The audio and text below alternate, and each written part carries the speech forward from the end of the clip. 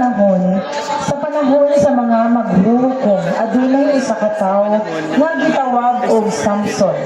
Usa ka lalaki nga gihatagan og kusog gikan sa Ginoo. Ang iyang kusog konektado sa iyang buhok tungod sa iyang saad, isip usa ka Nazareo.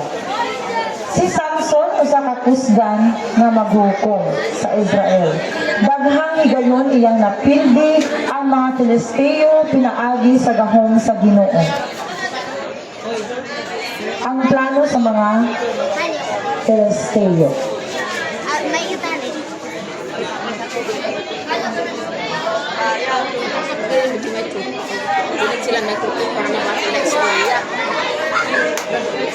Nahadlok ang mga Filisteo kang Samson.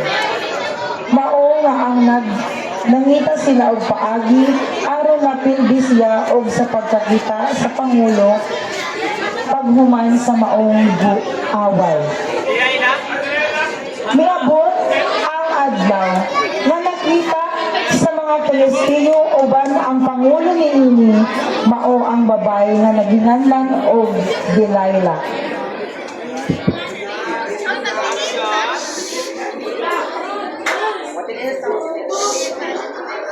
Pinulong Filisteo, unsa man imo ang tuyos lalaki. Ngaya ko, kwartang dereo.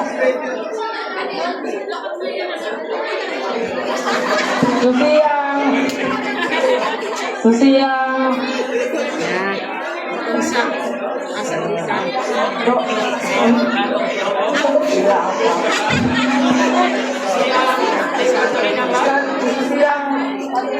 Sa kalayahan ng Samson. Oh, sige.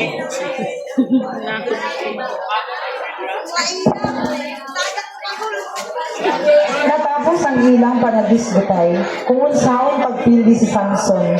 Miadto si Delilah kung asa nagbuga og kahoy si Samson aron iyang akiton.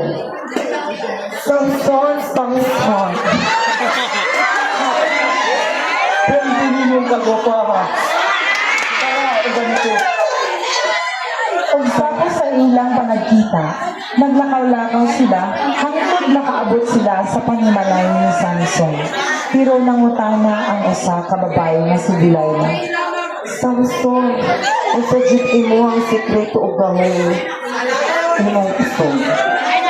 Delilah, kung wala ikaw, wala ako'y kusog. Samtang naglakaw-lakaw pa sila, nag-istorya sa tinuod kung unsa gayud ang gigikanan sa kusog ni Samson. Samtang sila nakaabot sa panimalay, sila mihigda o si Delilah milihok aron sa paghimo sa pagpangutana. Kasi naman kaayo, sana na mga tulog na ta. Tara.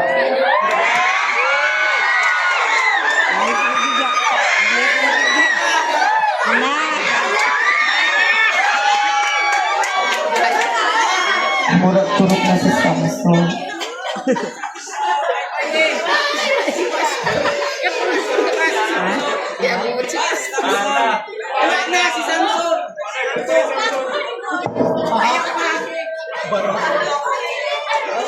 Barangon. Og natapos tapos gisultihan si Delilah kung unsa ang iyang tinuod nga giganan sa iyang kusog, giguntingan niya ang buhok. Unya, miabot ang mga Filisteo.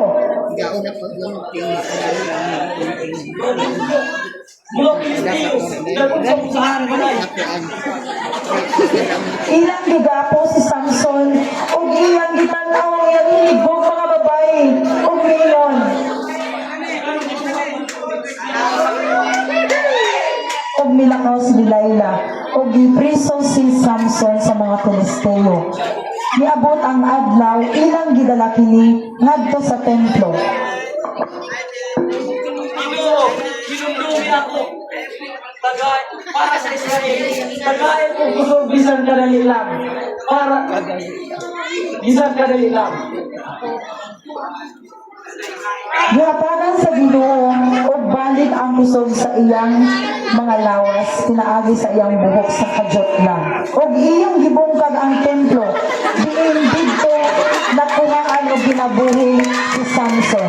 And that's the end of the story.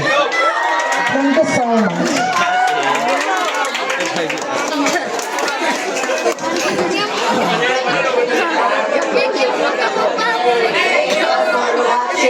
From USA.